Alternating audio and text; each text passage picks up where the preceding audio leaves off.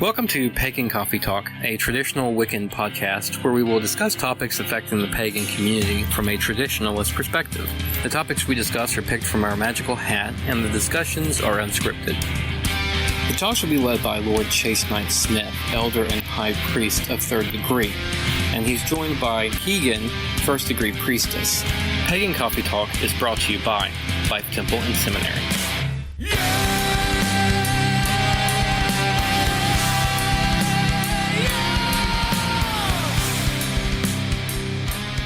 Welcome to Pagan Coffee Talk.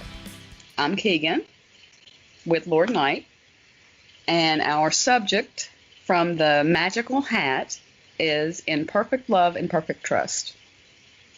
Okay. How are you today? As good as you were, I think. There you go with a bad attitude. So what would you like to know about perfect love and perfect trust? What does that mean? It means a lot of things to different people. What does it mean to you? It means you actually, when you're entering into ritual space, that you honestly and truly trust these people. Not only with your life, but with your spiritual and emotional well-being. Mm-hmm. Think of it this way. Think of the worst case scenario, that if by chance you're around one of these people in your spiritual family or coven or whatever you want to call it, Mm-hmm. and nobody else is around, that if you looked at them and said, oh, by the way, as you're dying, As you're dying, okay. as you're dying, look at them and go, hey, there's actually $1 billion in this account that I've set aside for the kids. Make sure they get it and nobody else. You wouldn't be doubting your decision to ask this person to do something. Right. Does that make sense? It does. It does to me. Because if you don't have that love and trust in circle, how in the world are you going to grow spiritually? If you're not relaxed to the point to where you can actually be yourself. Well, that's the trust part. Yes. You know, that no matter what in the world you say, that none of these people are going to judge you, or I don't want to say make fun, but won't be going to go spread your business somewhere else. Right. Because there are some rituals where we sometimes reveal very private things about ourselves Right. to each other. Things we might not want other people to know. We have a custom, especially when we're talking about our kids and children that are, you know, I don't want to say members, but are technically part of temple via their parents, Mm-hmm. to where we choose hidden names for these kids. And, okay, probably everybody that's listening to this don't know this, but you are very protective over your children. Yes. Yes, I am. And most people in temple are very protective over your kids. Yes. And if something were to happen to you where you were hospitalized or something and your husband didn't want to leave your side and you really wanted me and your high priestess there, that we could turn around and look at another member of temple saying, hey, you need to go get the kids. Right. If they weren't there. Well, that member of temple could actually go to these kids, very easily say this name to them. Their hidden name. Their hidden name to them. And you've already taught, I know one of your kids, Mm-hmm. that if you hear this name by certain people that they don't know, they automatically know. You should be able to trust this person 100%. Right. Because I'm not going to tell anybody this name that I don't trust. 100%. 100%. And again, this name's not used outside of temple or in general public. So it's not a quote-unquote nickname. Right. It's just a name. But again, we're still back to, in rituals, sometimes we do reveal certain things, aspects of ourselves that most people wouldn't, I don't want to say understand or know about us, but it's very personal. And if you don't have that perfect love and perfect trust, how can you do that? You can't. You can't. Well, Now, go ahead. What I was going to say is where a lot of, I mean, that's that perfect trust. So what's that perfect love? What is the perfect love? Well, I'm asking you, what do you think it would mean? Or what does it mean to you? You know, I get so hung up on the perfect trust. I kind of mix the two together, and I don't see that big of a difference between the two. Well, Personally. Because I can't love you if I don't trust you. And I can't trust you unless I love you, unless there's some degree of love there. Well, that perfect love, to me, is loving someone enough to put their happiness above you, regardless if it hurts you. I'm looking it up. Well, what I mean by that is basically you would be happy as long as those other people are happy and fulfilled. So, give you an example. You and your husband. Y'all care about each other and all that, but let's say y'all decide for whatever reason to separate. Okay. For you, that perfect love for your husband would be, okay, if him leaving me would make him happier and more fulfilled than what he is now, that itself would make me happy. Right. Because, I mean, let's be honest, when we look at our viewpoint of love can be one of the most insidious of all the emotions. You hear throughout time and time again the phrase, "Ooh, no, it's the love of money that's the worstest thing in the world." Right. It's the love of drugs. It's the love of power. Right? Mm-hmm. What do all these phrases have in common? Love. Love. Everybody concentrates on the other part, like the money or the power or whatever, but it's the love. Love is so insidious. If you care about something, you might not want to let it go. You might want more of it to where it becomes this overwhelming force in your life. Does that make sense? It does. From love, we get what? Jealousy, anger, Envy. Pride. Pride and all this other stuff. This is where, you see in like a lot of the movies and books where you get that phrase, well, if I love you so much, if I can't have you, nobody can. Right. Everybody misses the point of how bad love can be. Yeah. But to me, perfect love is enough to let something go and to be happy for them. So, if you enter that circle in perfect love and perfect trust, what you're saying is, I know that these people care about me more than I care about myself, and I trust them with everything that I love, and in turn, I feel the same way toward these people. Right. You are going to do everything you can to make them happy, and yes, the thought on this is it's a spiritual happiness we're looking for. Right. Versus just regular happiness. I'm going to sacrifice my time and effort to make sure that my fellow coven members are happy. And you do. And you do. And that you're going to put their needs above yours spiritually in a loving way. And I mean, this is a really hard concept for a lot of people to understand. People go around and spout this stuff all the time and don't actually understand what we're talking about. Right. Don't get me wrong, it's not an easy topic to explain to some people because it's hard to explain what love is. Right.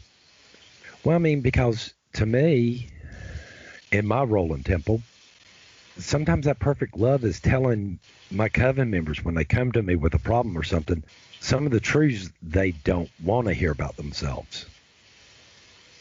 It might make them mad at me and all that, but I can handle one of my coven members being mad at me if I know in the long run it's going to help them. It's what's best for them. It's what's best for them, but they know when I'm doing this from a place of love.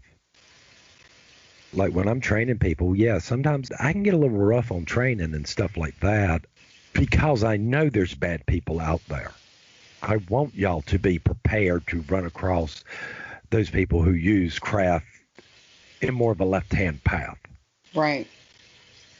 I mean, we can't completely deny that. I mean, it's the same thing with our kids. If you go around thinking, ooh, everybody in Wicca or the craft and all this are kind, caring people, they're not. No, they're not. They're just as diverse as anybody else. There's bad players out there. I want to make sure y'all are prepared when y'all find these people, that y'all see those warning signs, that y'all are able to protect yourselves and each other. You're going to make me cry. Why? That's so sweet. Well, I mean, it's not sweet when you're going through it. I'm, you know, because let's be honest, how many times have we, over the years, me and you have had conversations, and by the end of it, you're actually kind of mad at me. Kinda. Okay, you slamming down the phone or walking out of the house, so help me if I see him again, blah, blah, blah, blah, blah. I'm never talking to him again, blah, blah, blah, blah, blah. It's temporary and superficial. And then, you know, a couple of days later, you're like, I'm sorry. after you've had time to think about what I've said to you or whatever, and you go, I sort of see what you were talking about. I don't know if you're exactly 100% right, but I'm not quite mad at you. Yeah, it's not. I don't think it's ever true anger toward you. I think it's just anger that I take out on you. You know, if I don't want to deal with something, or if I'm dealing with something, you know, that's difficult for me, it was directed toward you. But I don't think I was angry with you. But, you know, your subconscious is crazy. It'll just pick anything and anybody to blame stuff on. Well, I mean, we joke all the time. You blame me for everything under the sun. Yes, I do. I do not think you're the only person in our temple that does that. We all do it. Oswin blames me for a lot of things. But then he has to live with me, so. Right. There's a difference. I have joked over the years, you know, I get blamed when I'm at work or talking to people. Yeah, I get blamed for everything. The whole Adam and Eve things, Your World fault. War I, II, the Hindenburg. Your fault. The burning of Rome, my fault. But that's okay. If that's what y'all need, that's what I can be. You are going to make me cry. Man. Oh, I don't like this subject. Why not? It's a What's wonderful emotion next to this one? There are some emotions there. I mean, like I said, you know, you're encircled with these people. This is your spiritual family. If you can't be open and honest in front of them, and you can't in ritual say some of the most private things, ooh, here, I like to do this, and not worry about judgment. Me and you joke a lot. No kink shame. No kink shame. That's right. We're not joking, though. We're not joking. We're not joking. Because we're still back into our mind. How can we judge people? Me and you cannot. No. I mean, I can't. It's just not something I can do.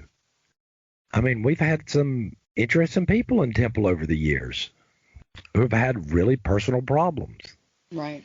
And issues. If you do not have that perfect love and perfect trust for each other, and I don't display that to y'all, how in the world can I get y'all to display that to me enough to where when y'all have a problem, you feel comfortable enough, I can go to him. Right. I can go tonight and sit down and go, here's all my problems. No matter how personal, and yes, even stuff I don't necessarily want to hear. Oh, you're going to hear it. You're hearing it anyway.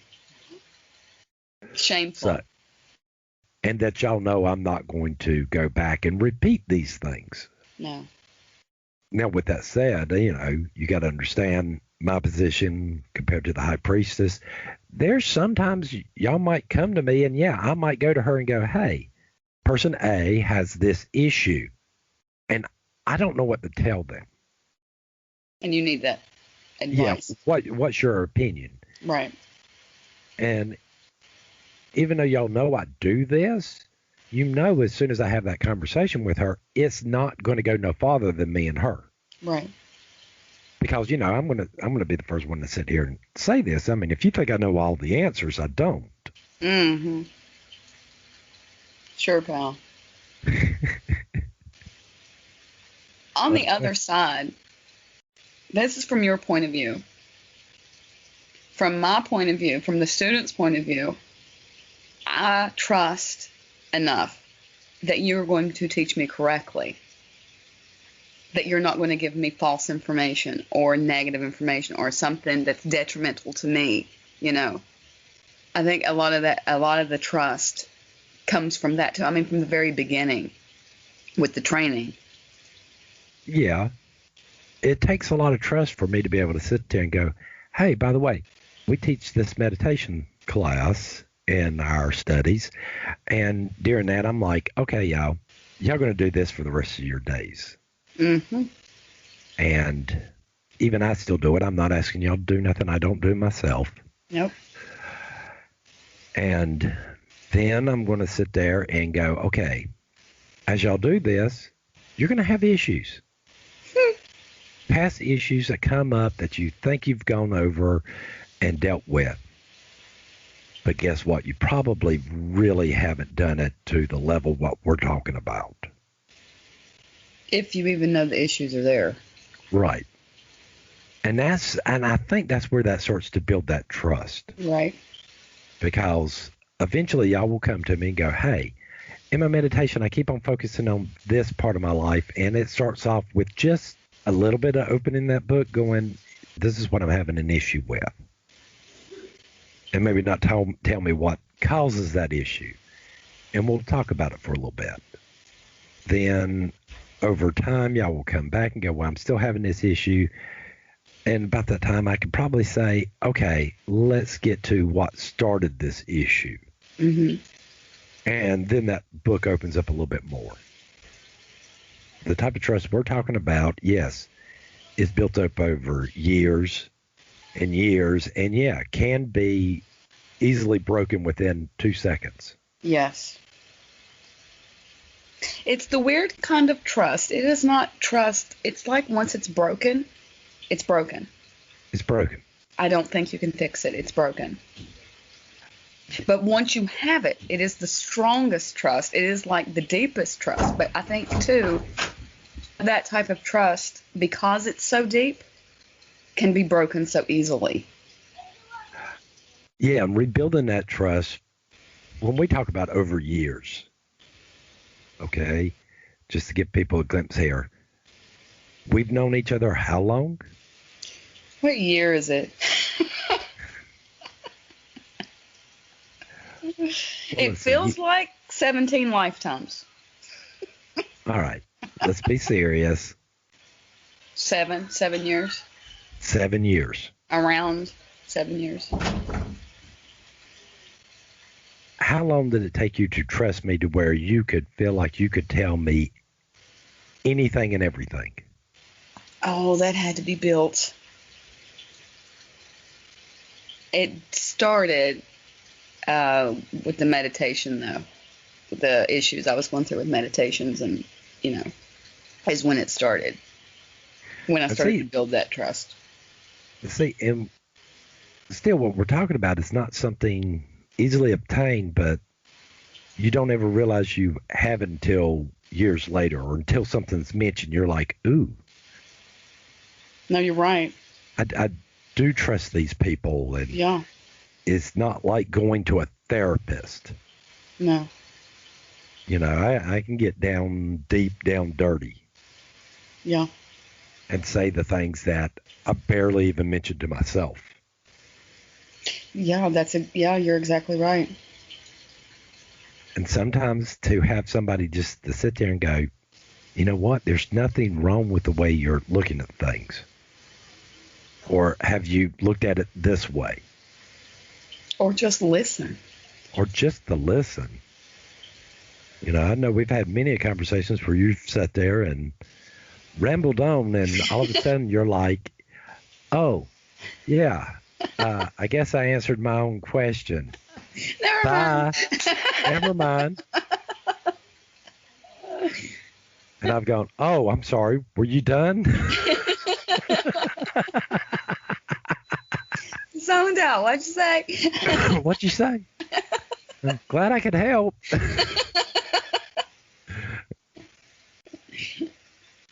Yeah.